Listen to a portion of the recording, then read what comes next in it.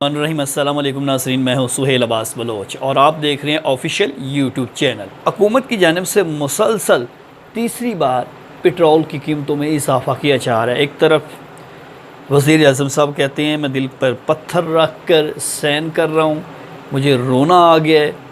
आप इस बात का अंदाज़ा लगाएं कि ये एक प्रोफेशनल जिस तरह भिखारी होते हैं वो आपको चौक चौराहों पर मिलते हैं और उनका प्रोफेशनलिज्म इस तरह का है कि आप मजबूर हो जाते हैं उन्हें खैरात देने पे, सदका देने पे, उनकी पैसे देने पे, हालांकि वो फ्रॉड होता है।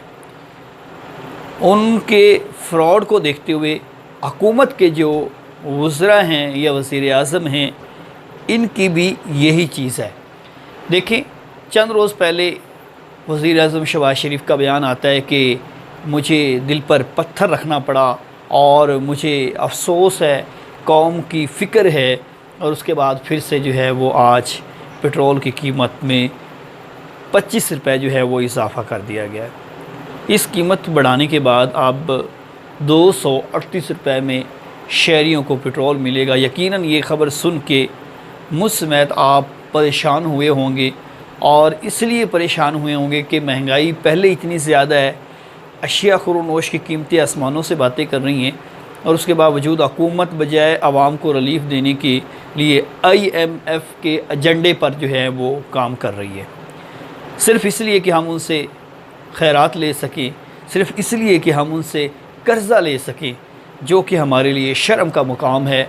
और हुक्मरानों को इस बात का एहसास नहीं हो रहा कि मुल्क को मकरूज़ करने के बाद हम क्या चाहते हैं। अगर हमें ये मांगने की आदत पड़ गई है तो ये ख़त्म नहीं हो सकती। PTI का दौर था, उस दौरान हम तनकीद करते थे कि उनकी जानिब से पेट्रोल की कीमतों में इजाफ़ा किया जा रहा है।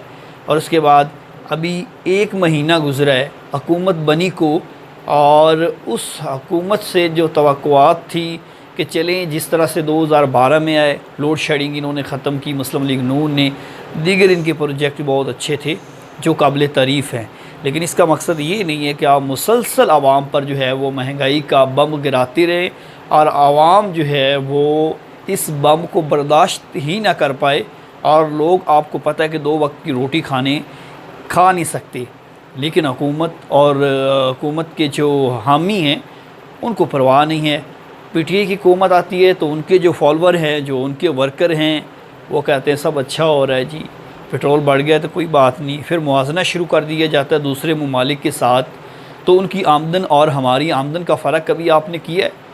मैं ये समझता हूँ जो वर्कर्स है, ठीक है, हर एक का बुनियादी हक़ है वो अपनी जमात को या अपने लीडर को उसको जो है वो सपोर्ट करे, लेकिन कभी हमने काश ये सोचा है कि हम एज़ ए पाकिस्तानी हमें सोचना चाहिए, हमें उन असूलों पर चल कर सोचना चाहिए जो असूल हमें इंसाफ और अदल से मिलते हैं, जो हमें अकाइक पर मबनी मिलते हैं। लेकिन हम बदकिस्मती ये है कि हम अपने जो लीडर हैं या पार्टी हैं उनको बतौर मज़म्मत करने की बजाय हम उनके हामी बनकर आगे आ रहे होते हैं और नए नए रास्ते तलाश कर रहे होते हैं, नई नई चीज़ें सामने ला रहे होते हैं। लो जी, फ़लाँ मुल्क में इतने पैसे का पेट्रोल है, फ़लाँ मुल्क में इतने रुपए का पेट्रोल है, हमारा तो कुछ भी नहीं है। भाई, उनकी आमदन देखो कितनी है, उस हिसाब से देखा जाए तो हमारे पेट्रोल जो है वो आए रोज़ 238 रुपये तकरीबन हो चुका है। तो ये कौन गरीब आदमी कैसे इसको बर्दाश्त करेंगे? फिर पेट्रोल बढ़ता है, खाली इसका ये पेट्रोल डलवाने का मसला नहीं होता, गरीब आवाम को दीगर चीज़ें महंगी हो जाती हैं।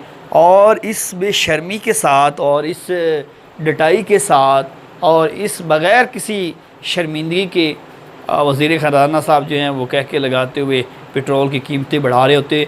यकीन करें, और मैं कहता हूँ कोई भी बाज़मीर आदमी जिसको आवाम की फ़िक्र है वो कॉन्फ्रेंस करे ही ना, उसको इस पर शर्मिंदगी महसूस हो कि मैं बजाय ये प्रेस रिलीज़ पर लंबी लंबी छोड़ने की, मैं एक ट्वीट करते हुए आवाम से माज़रत कर लूँ।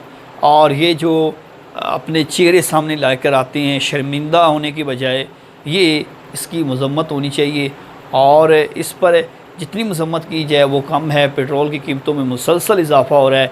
एक महीने में जो है वो तकरीबन 90 रुपए तक जो है वो बोझ आवाम पर डाल दिया गया है फ़ी लीटर में। अब अंदाज़ा करें कि गरीब आदमी अब कैसे गुजारा करेगी। फिर तो आपसे हुकूमत नहीं चलाई जाती, अब छोड़ दें। अगर आपसे हुकूमत नहीं कंट्रोल होती, अब छोड़ दें। इक़्तिदार के भूखे ये हुक्मरान ऐसे हैं कि इनको इक़्तिदार की भूख नहीं ख़त्म होती, कि इक़्तिदार की हवस ऐसी है कि ये इंतकाम लेते हैं एक दूसरे से, इक़्तिदार में आते हैं और शोशेबाजी छोड़ते हैं, चले जाते हैं। आज की जो कीमतें बढ़ी हैं, इसकी जितनी मसम्मत की जाए वो कम है और आवाम को रिलीफ़ देना चाहिए। हुकूमत को अपने इन कामों पर नज़र सानी करनी चाहिए। IMF के एजेंडा बनने की बजाय खुद मुख्तार मुल्क बने और अपने मुल्क के अंदर अपनी तमाम तर जो पैदावार है उसको बढ़ाएं, लोगों के लिए रोज़गार बढ़ाएं। अल्लाह ताला ने मुल्क को बड़ी नेमतों से माला माल किया हुआ है, लेकिन बदकिस्मती से जिस काम के अंदर लालच पड़ जाता है, जिस काम के अंदर इंसान जो है वो लालच की राह पर चढ़ पड़ता है, तो फिर वो मुल्क जो है वो तरक्की नहीं कर सकता। और यही होता है हमारे मुल्क के अंदर जितने हुक्मरान हैं, इनको लालच की हवस पड़ बजाय IMF के ग़ुलाम बनने के खुद मुख्तार मुल्क बने। और इस कौम को जिस तरह से इल्लामा इकबाल और क़ायद आज़म ने एक मंजिल दी थी कामयाबी की, उस मंजिल पर चलें, वरना जो हुक्मरान जिस तरह से कर ही रहें आने वाली नस्लों के लिए ये नुकसानदेह है। साथ वीडियो को भी शेयर करिएगा और नए टॉपिक के साथ दोबारा मुलाकात होगी। सुहेल अब्बास बलोच को दीजिए इजाज़त। अल्लाह निगहबान।